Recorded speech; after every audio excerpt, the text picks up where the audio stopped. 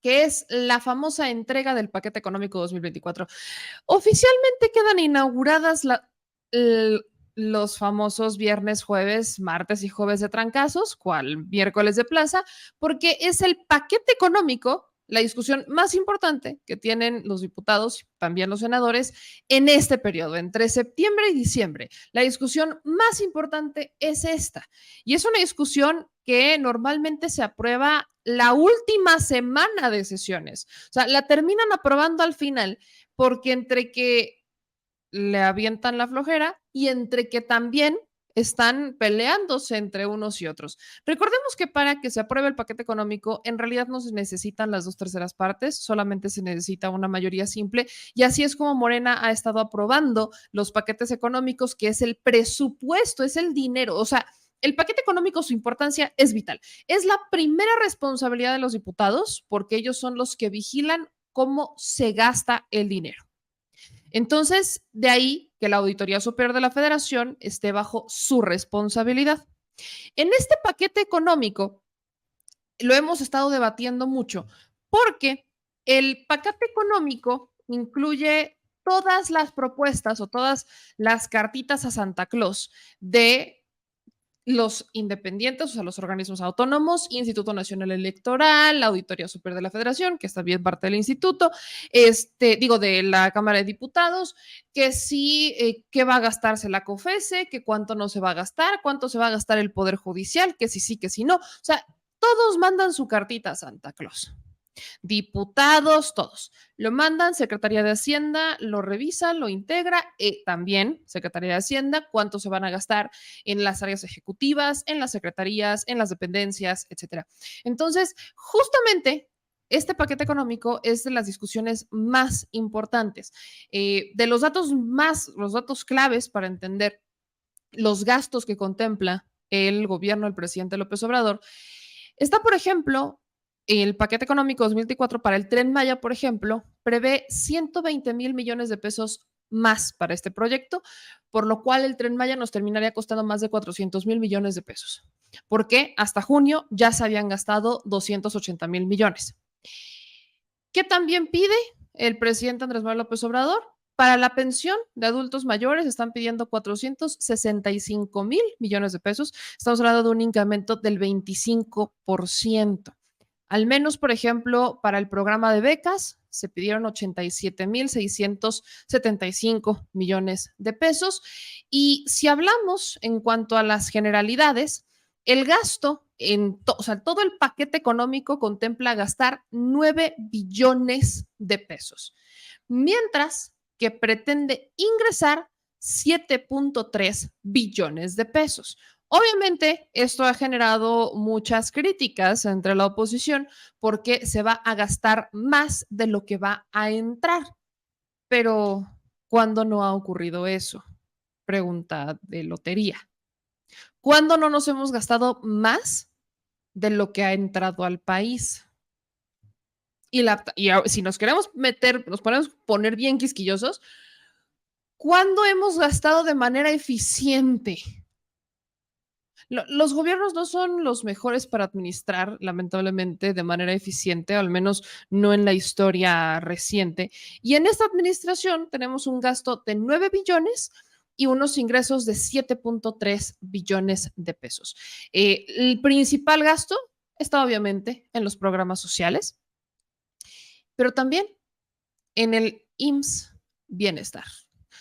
Este es, esto es un poco de lo que pasó, es la explicación del secretario de Hacienda en la Cámara de Diputados entregando el paquete económico, porque sí, como les digo, se inaugura esta famosa temporada de madrazos y trancazos por el billete que no es de ellos y que es del pueblo. Con motivo de la entrega del paquete económico para el ejercicio fiscal 2024, el cual está integrado por el proyecto de presupuesto de egresos de la Federación, la iniciativa de ley de ingresos y los criterios generales de política económica. El paquete económico 2024 plantea lineamientos de política económica prudentes y alineados con los objetivos sexenales establecidos en el Plan Nacional de Desarrollo 2019-2024, en un entorno de finanzas públicas sanas, un nivel de deuda estable y sostenible, y hechos que garantizarán una transición ordenada para la siguiente administración. Con esta visión, hace 5 años, se planteó una transformación de la vida pública y la forma de gobernar que ha permitido combatir las injusticias sociales. En palabras propias del presidente Andrés Manuel López Obrador, se ha puesto arriba a los de abajo y abajo los privilegios. Para abatir los rezagos sociales, garantizar el acceso a empleos dignos, bien remunerados, y asegurar que las inversiones sean un medio para la mejora sostenible de las condiciones de vida de las personas, este gobierno puso en marcha una política económica integral cuyos efectos en el bienestar de las y los mexicanos hoy son una realidad. En materia social, el Gobierno de México llevó a cabo una profunda reestructuración del gasto, eliminando mucho gasto suntuario, corrupción e intermediarios de gasto social. Esto ha permitido un despliegue de recursos sin precedente para ampliar la cobertura de becas, pensiones y otros programas sociales, con especial énfasis en los hogares que más lo necesitan. Con ello se ha logrado revertir el abandono de los grupos en situación de pobreza y marginación, así como los profundos niveles de desigualdad entre sectores de la población, particularmente los jóvenes, los adultos mayores y los trabajadores, así como entre regiones, en especial en el sur-sureste del país.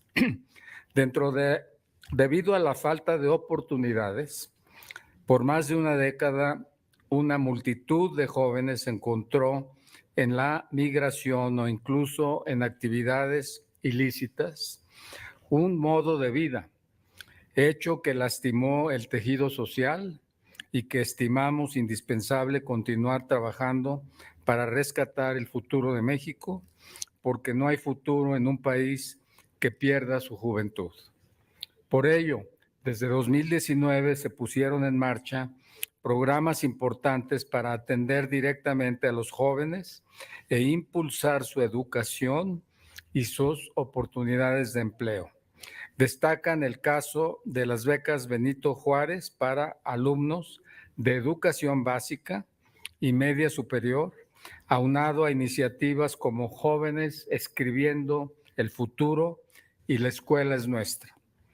En total, estos programas sumarán más de 133,700 millones de pesos al cierre de 2023.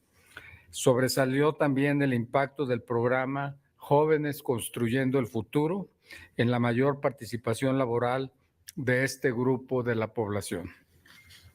En cuanto al cuidado de los adultos mayores, el programa de pensión para el bienestar de las personas adultas mayores brinda cobertura universal a 11.4 millones de personas con apoyos directos que se han triplicado en términos reales desde 2018. Este programa ha sido fundamental para que la tasa de pobreza en adultos mayores se redujera en 12 puntos porcentuales entre 2018 y 2022. Otro ejemplo es la atención sin precedente que se brinda a través del programa de pensión para el bienestar de las personas con discapacidad permanente, cuyos recursos se han prácticamente duplicado en términos reales entre 2019 y 2022.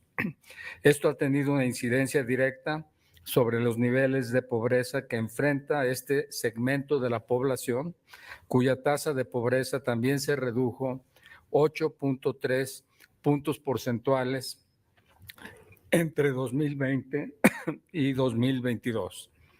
En este sentido, en lo que va de la administración, el gasto de protección social ha aumentado 40%, real con respecto a su nivel en 2018.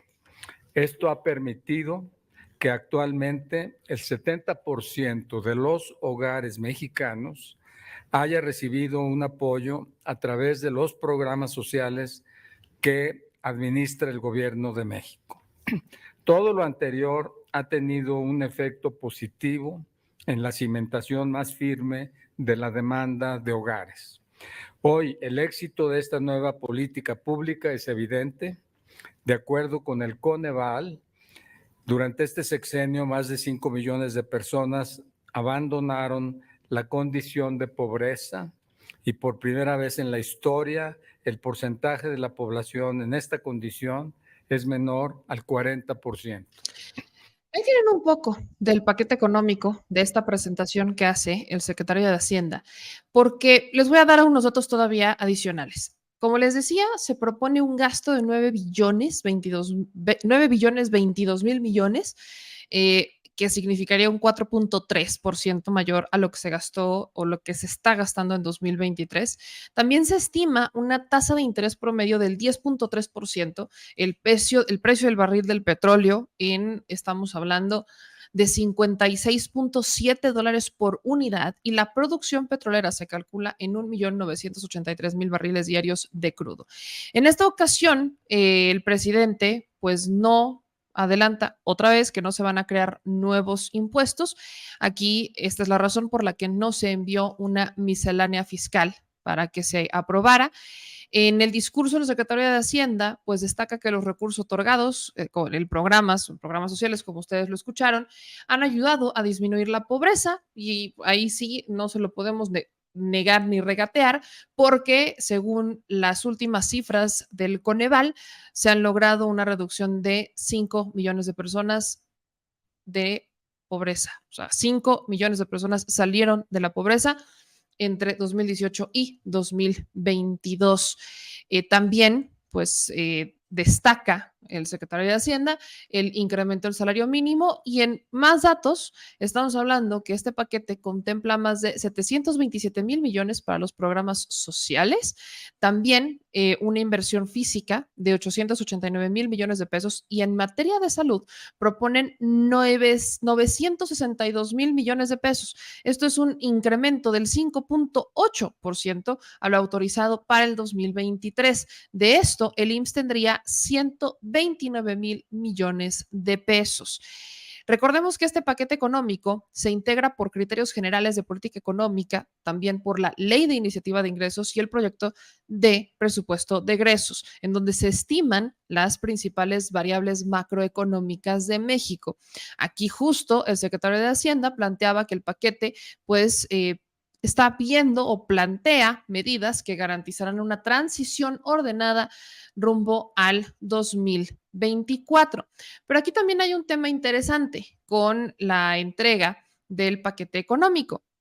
Y cuando digo interesante me refiero a una verdadera protesta, porque hay diputados que, pues como ya saben de qué viene el presupuesto y cómo se integra, van por un recorte a la Corte.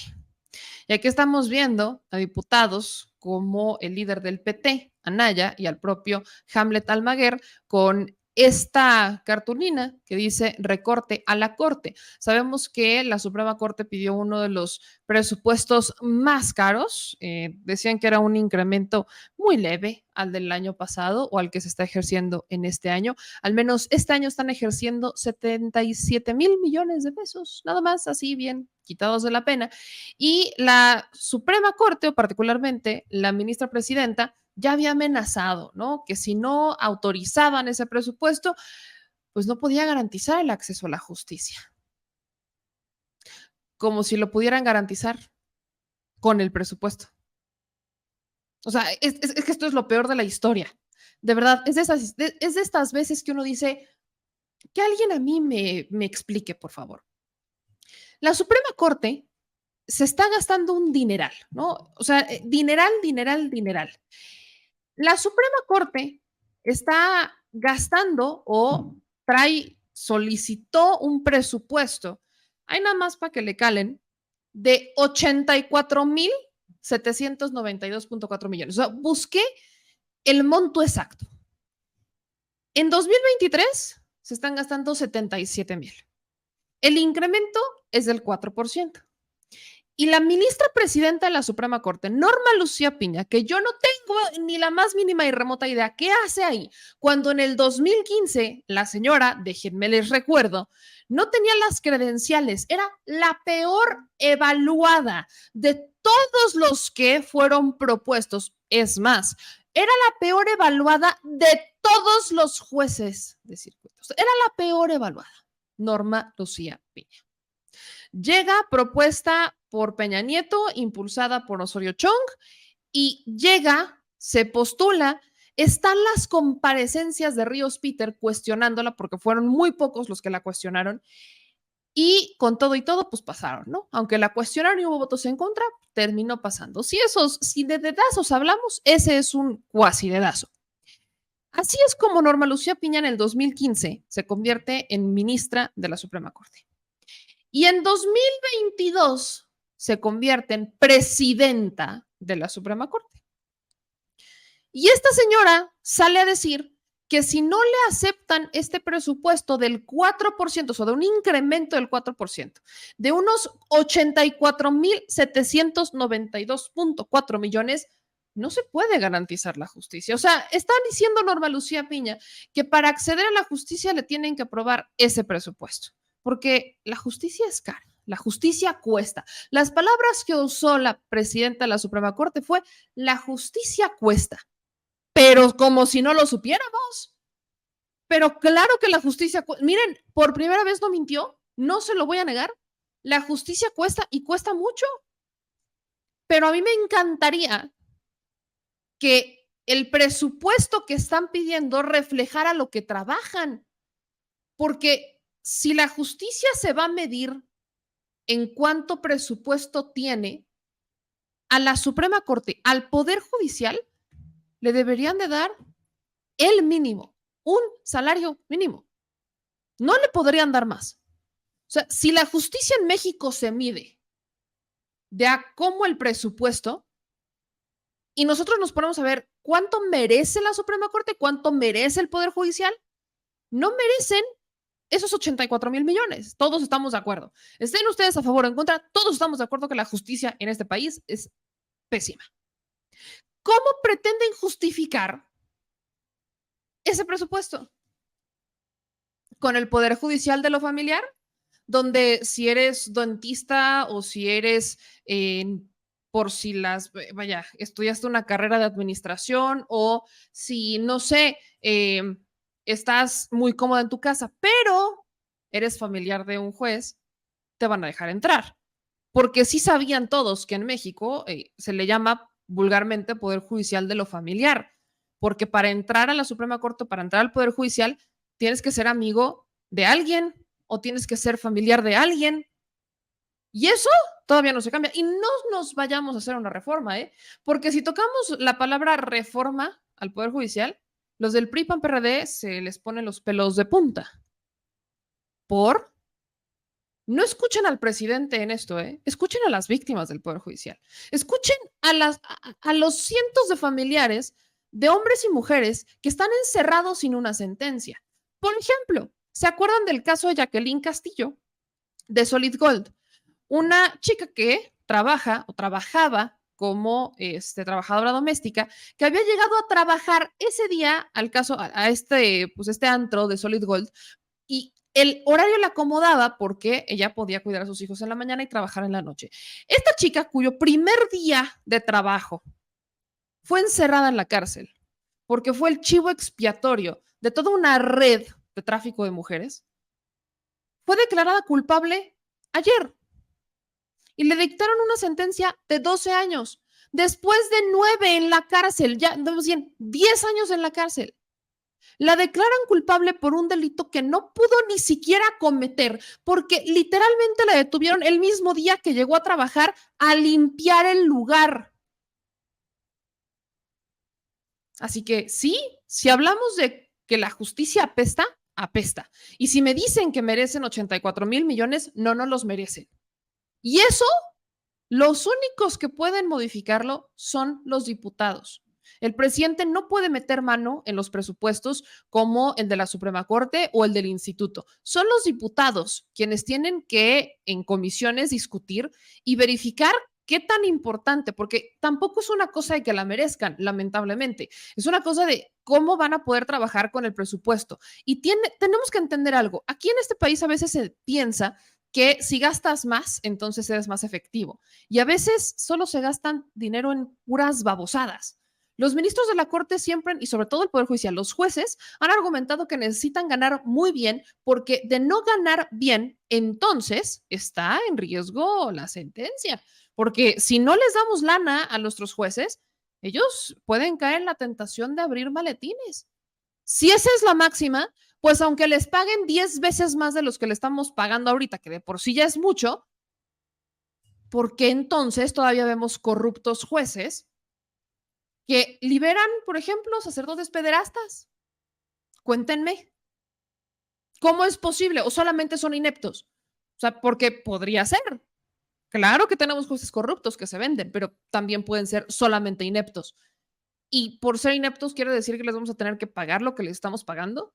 Entonces, viene toda esta discusión en el presupuesto de egresos, se entrega el paquete económico y los diputados son los encargados de resolvernos estas incógnitas, sobre todo la del Poder Judicial. Recorte a la Corte, 84,000 millones, de verdad, o sea, neta, neta. Y luego Norma Lucía Piña, es que la justicia cuesta. Mana, me queda clarísimo que la justicia cuesta. O sea, encima de que la justicia es injusta, encima de todo el dinero que se mueve, ¿todavía nos quieren ensartar con esos 84,000 millones? Pero claro que cuesta, lo sabemos muy bien. Nos genera gastritis que cueste tanto la justicia en este país. Y lo peor es que les pagamos tanto para nada, literal, para nada.